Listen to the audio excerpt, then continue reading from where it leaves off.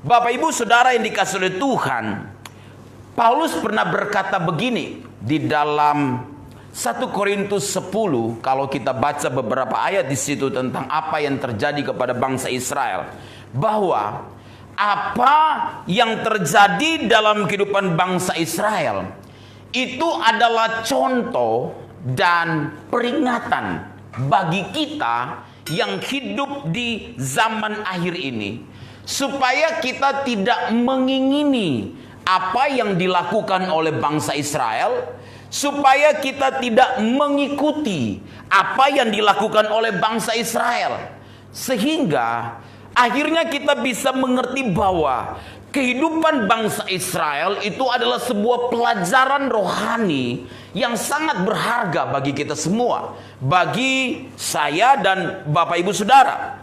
Jadi kalau kehidupan bangsa Israel adalah sebuah pelajaran rohani yang sangat berharga bagi kita, maka Tuhan mengingatkan bangsa Israel tentang dalam teks ini bagaimana mereka harus bersikap ketika Tuhan mempercayakan sesuatu kepada mereka.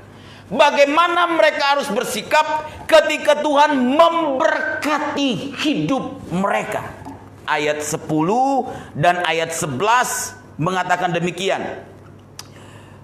Maka apabila Tuhan Allahmu telah membawa engkau masuk ke negeri yang dijanjikannya dengan sumpah kepada nenek moyangmu, yakni Abraham, Ishak dan Yakub, untuk memberikannya kepadamu kota-kota yang besar dan baik, yang tidak kau dirikan, rumah-rumah penuh berisi berbagai-bagai barang baik yang tidak kau isi, sumur-sumur yang tidak kau gali, kebun-kebun anggur dan kebun-kebun zaitun yang tidak kau tanami. Dan apabila engkau sudah makan dan menjadi kenyang. Bapak Ibu Saudara, ayat ini mau menjelaskan kepada kita tentang bagaimana Tuhan menyediakan hal-hal yang terbaik bagi mereka.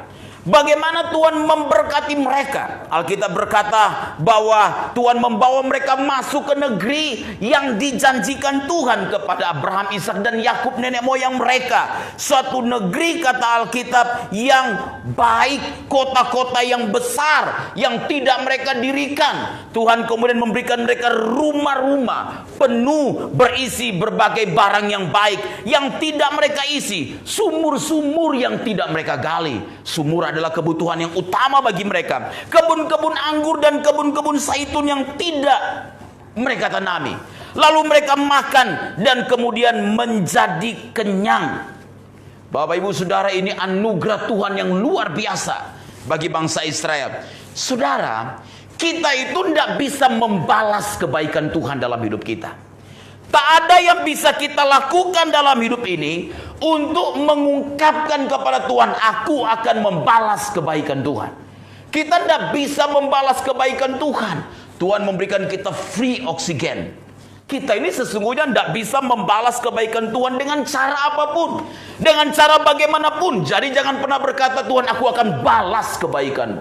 Nah, kita tidak bisa membalas kebaikan Tuhan, tetapi kita bisa bersikap dengan bijak, bersikap dengan positif terhadap semua kebaikan Tuhan dalam hidup kita. Waktu Tuhan memberkati kita, kita harus bersikap dengan baik. Karena itu bangsa Israel diperingatkan oleh Tuhan supaya mereka tidak salah dalam mereka merespon kebaikan Tuhan, supaya mereka tidak salah dalam mereka memandang berkat Tuhan yang Tuhan siapkan bagi mereka, supaya mereka tidak keliru dalam mereka melihat segala anugerah Tuhan yang terbaik yang Tuhan sudah berikan dalam hidup mereka. Karena itu ayat 12a berkata kepada kita, kepada bangsa Israel dikatakan begini, maka berhati-hatilah. Bapak Ibu Saudara, diperingatkan oleh Tuhan untuk apa? Berhati-hati terhadap setiap apa yang Tuhan sudah buat dalam hidup kita. Semua anugerah yang terbaik dalam hidup kita. Tak ada yang bisa menyaksikan tentang kebaikan Tuhan. Tuhan begitu baik dan terlalu baik dalam hidup kita. Tapi bagaimana kita bisa bersikap sebagai seorang anak kepada kebaikan Tuhan, kepada setiap berkat yang Tuhan siapkan dalam hidup kita. Demikian jugalah kita bersikap dalam kehidupan kita seharian. Kita dikatakan Tuhan, kata Alkitab apa? Berhati-hatilah. Supaya ini menjadi tanda apa, saudara? Awas, waspada. Berhati-hatilah. Nah, apa yang harus kita hati-hati dalam hidup ini, dalam kita bersikap? Nah, ayat 12 dikatakan begini dalam ayat 12. Maka berhati-hatilah supaya jangan engkau apa? Melupakan apa? Tuhan yang telah membawa kamu keluar dari tanah Mesir, dari rumah perbudakan, kata Tuhan kepada bangsa Israel. Bagaimana sikap kita terhadap semua anugerah dan kebaikan Tuhan itu? Saudara, yang pertama adalah apa? Jangan sampai kita melupakan Tuhan. Dan Tuhan mengingatkan kepada bangsa Israel, kalau kamu nanti telah sampai ke negeri Kanaan, suatu gambaran tentang kebaikan Tuhan dalam hidupmu. Kamu akan menemukan kota-kota yang tidak engkau bangun, kota-kota yang baik, kota-kota yang besar. Kamu akan menemukan rumah-rumah yang tidak engkau dirikan. Kamu akan mendapati ada barang-barang yang tidak engkau isi di rumah itu. Kamu akan menemukan kebun anggur, kebun zaitun yang tidak engkau tanami, kata Alkitab. Lalu kamu menjadi kenyang, makan, minum, kenyang. Maka jangan sampai engkau melupakan Tuhan Allahmu, kata Alkitab. Persoalannya adalah kadangkala kan kita suka lupa terhadap Tuhan. Jangan sampai kita melupakan Tuhan, saudara. Amin. Jangan sampai kita melupakan Tuhan yang telah menolong kita, yang telah memberkati kita selama ini. Karena itu bagaimana supaya kita tidak melupakan Tuhan? Kita harus mengingat semua yang kita miliki ini karena anugerah Tuhan. Semua yang kita dapatkan karena kebaikan Tuhan. Tuhanlah yang memberikan kita kekuatan untuk kita memiliki semua apa yang kita miliki saat ini. Tuhanlah yang meneguhkan perjanjiannya bagi saya dan saudara untuk memberkati kita, bukan karena kuat dan gagah kita. Kita hebat bukan karena kita. Kita mampu bukan karena kita. Kita diberkati bukan karena kita. Kita mendapatkan sesuatu bukan karena kita. Apapun itu, pekerjaan, hal-hal yang ada di sekitar kita, kita memiliki sesuatu benda, barang yang berharga dalam hidup kita, bukan karena kekuatan kita, tetapi karena Tuhan yang meneguhkan perjanjiannya bagi kita semua. Karena Tuhan yang buka jalan. Tanpa Tuhan kita tidak bisa apa-apa. Tanpa Tuhan kita tidak bisa melangkah. Tanpa Tuhan pintu akan tertutup. Jadi jangan pernah melupakan Tuhan ketika kita telah diberkati oleh Tuhan. Lalu yang kedua, kata Alkitab, lihat ayat yang ke-13. Dikatakan begini ayat yang ke-13. Engkau harus apa? Takut akan Tuhan. Engkau harus takut akan Tuhan Allahmu. Bagaimana kita bersikap terhadap berkat Tuhan yang Tuhan berikan dalam hidup kita? Kata Alkitab yang kedua ayat 13 mengatakan, hidup kita ini harus takut akan Tuhan. Nah, takut Tuhan itu akan nampak dalam kehidupan praktis kita. Jadi arti takut Tuhan itu kita menghormati Tuhan. Dan menghormati Tuhan itu bukan di gereja, Bapak Ibu Saudara saja. Bukan hanya di gereja saja yang kita itu beribadah 2 jam atau 1 jam pada masa pandemi ini. Tapi dimanapun kita berada, kemanapun kita pergi, kita harus belajar menghormati Tuhan. Hidupmu akan terlihat engkau takut Tuhan kalau engkau istri, engkau hormati suamimu. Hidupmu akan terlihat engkau takut Tuhan kalau engkau suami, engkau mengasihi istrimu. Hidupmu akan terlihat engkau takut Tuhan kalau engkau karyawan, engkau datang sebelum jam kantor, pulang sesudah jam kantor. Jangan datang sesudah jam kantor, pulang sebelum jam kantor. Kapan mau jadi manajer? Hidup kita terlihat dari kehidupan praktis. Kalau engkau mahasiswa, jangan nyontek. Kalau engkau anak kuliahan, jangan nyontek. Amin. Syukur dosen ganda. Kesempatan ini adalah anugerah Tuhan. Kita itu membawa kehidupan takut Tuhan, yaitu kita menghormati Tuhan dalam hidup ini, menghormati Bapa dalam hidup ini, di setiap area hidup kita. Amin. Kalau kita takut Tuhan tuh kita di jalanan ya, ketemu dengan orang yang rese ya. Tapi kan kita nih kadang-kala baik ya, tapi orang suka nggak baik kan dengan kita. Nggak pedulilah mereka nggak baik, tapi kita harus tetap baik. Kalau mereka ngerese, kita jangan resehin. Ya tidak perlulah yang seperti itu. Sabar saja. Amin.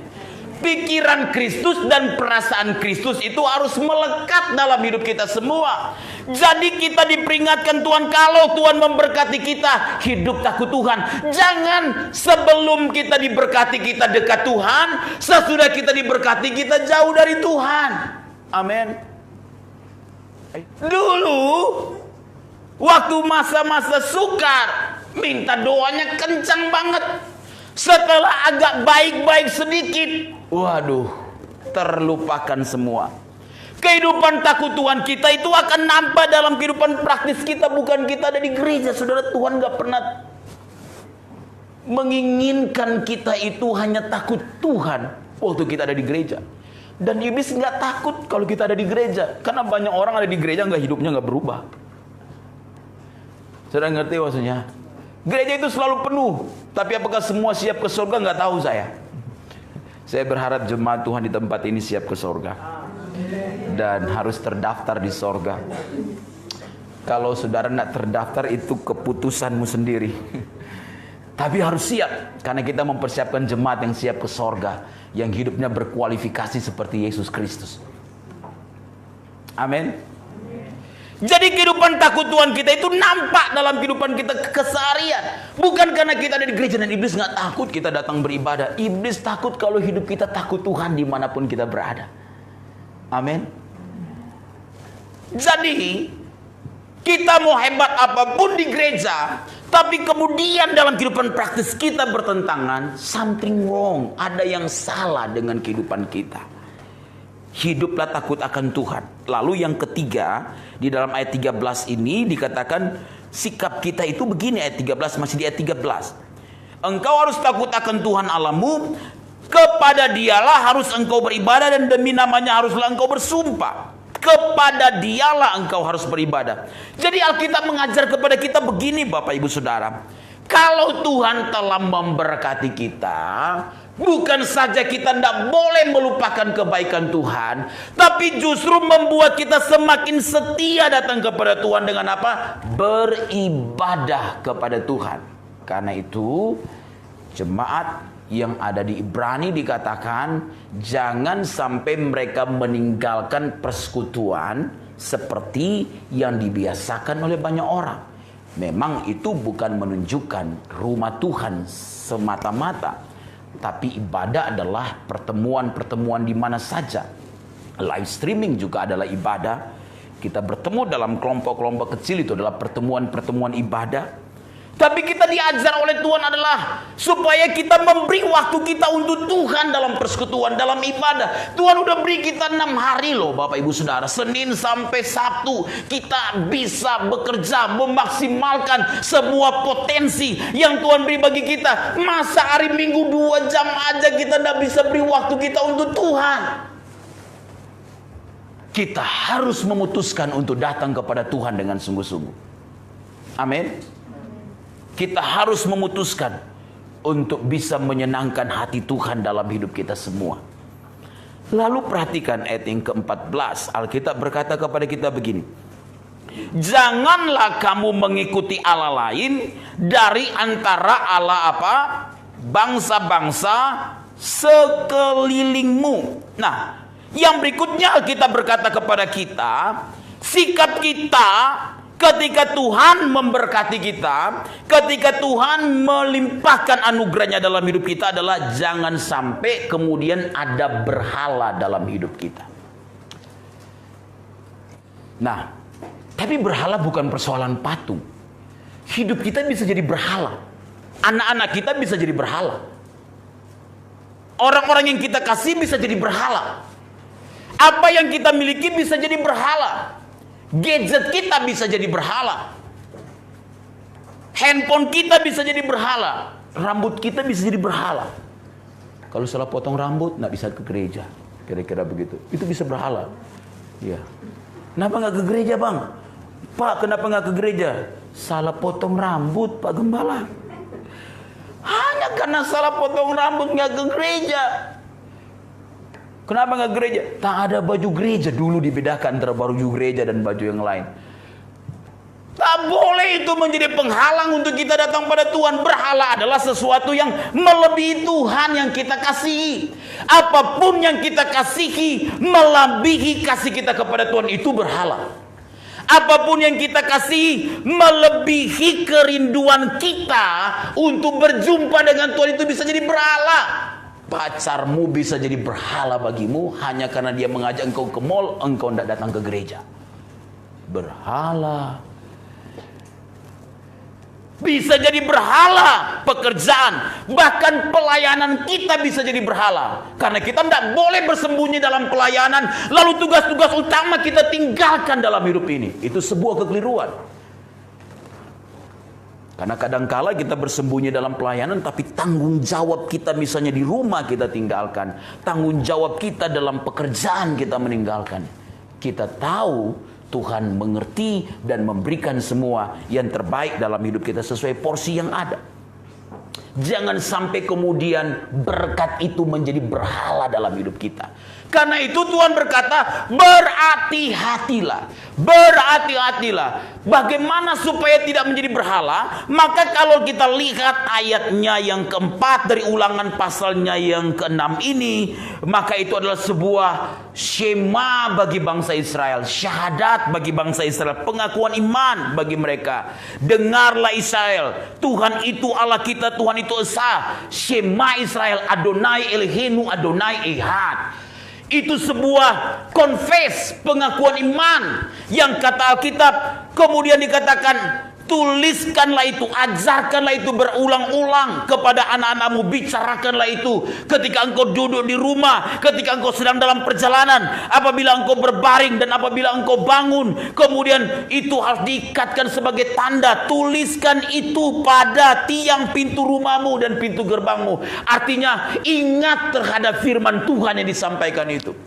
Kalau firman jadi utama dalam hidup kita, tak mungkin ada satupun yang jadi berhala dalam hidup kita.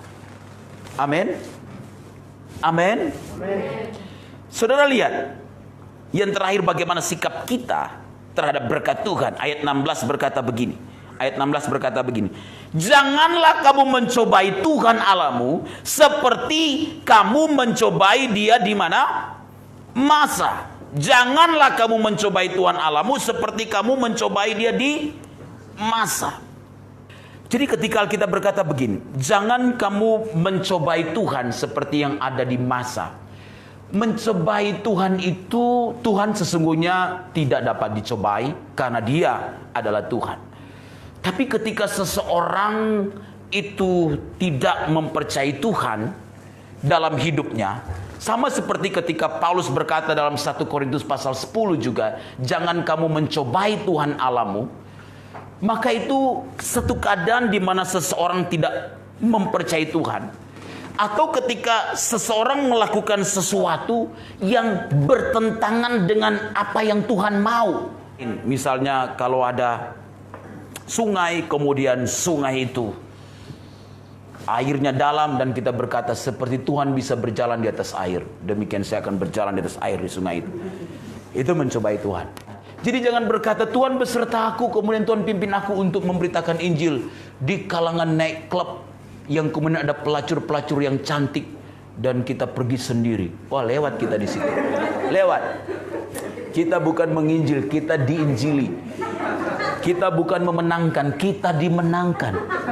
Bagaimana mereka tidak mempercayai Tuhan padahal Tuhan udah menolong mereka keluar dari tanah Mesir melewati laut Teberau yang begitu besar persoalannya. Saudara, kita harus belajar mempercayai Tuhan di dalam segala keadaan. Amin, saudara. Jangan ketika Tuhan memberkati kita, kita mencobai Tuhan. Ya sudah, Tuhan sudah berkati kita, saya tidak mau lagi untuk datang kepada Tuhan dengan sungguh-sungguh. Wah, itu juga mencobai Tuhan. Sikap kita akan menentukan bagaimana kita bisa menyenangkan Tuhan lewat tindakan-tindakan kita yang positif di setiap anugerah yang Tuhan percayakan dalam hidup kita. Jadi jadilah orang yang benar-benar tulus dalam mengasihi Tuhan. Jangan pernah mencobai Tuhan. Belajarlah mempercayai Tuhan. Di setiap berkat yang Tuhan percayakan bagi kita, yakinilah itu sebagai anugerah Tuhan. Lolalah itu dengan baik. Karena itulah yang Tuhan sedang percayakan dalam hidup kita. Jangan pernah beriman untuk sesuatu yang besar, tapi kita tidak punya sikap yang benar dalam iman kita tersebut. Jadi kita tidak bisa beriman sesuatu yang besar kalau kita tidak bisa mengelola dengan baik. Prinsip itu tidak bisa dilanggar. Kita beriman dengan kesehatan yang baik, tapi kita itu tidak pernah tidur dengan waktu yang cukup. Lama-lama kropos juga semua mesin di dalam. Pergi pagi-pagi, pulang subuh-subuh. Ya, ngerti maksudnya? Kita harus mengelola sesuatu dengan baik. Karena kalau tidak, kita sedang mencobai Tuhan dengan kemampuan kita, dengan pernyataan kita yang sebenarnya tidak tepat dalam hidup ini. Jadi kasih Tuhanlah dengan benar. Lakukanlah tanggung jawab kita. Tetap percayalah kepada Tuhan, supaya kedua hal ini akan berjalan dengan baik. Kalau engkau yang masih muda, engkau yang sudah berkeluarga, lalu kemudian Tuhan percayakan sesuatu, kelola dengan baik. Jangan pernah berkata beriman, lalu kita tidak mampu mengelola semuanya dengan baik. Karena Tuhan tidak pernah menentang firman-Nya ketika Tuhan mengajar bagaimana prinsip pengelolaan yang baik. Amin. Belajarlah percaya kepada Tuhan dengan sungguh-sungguh. Tapi jangan pernah mempertentangkan firman dengan cara hidup kita yang keliru dalam hidup ini.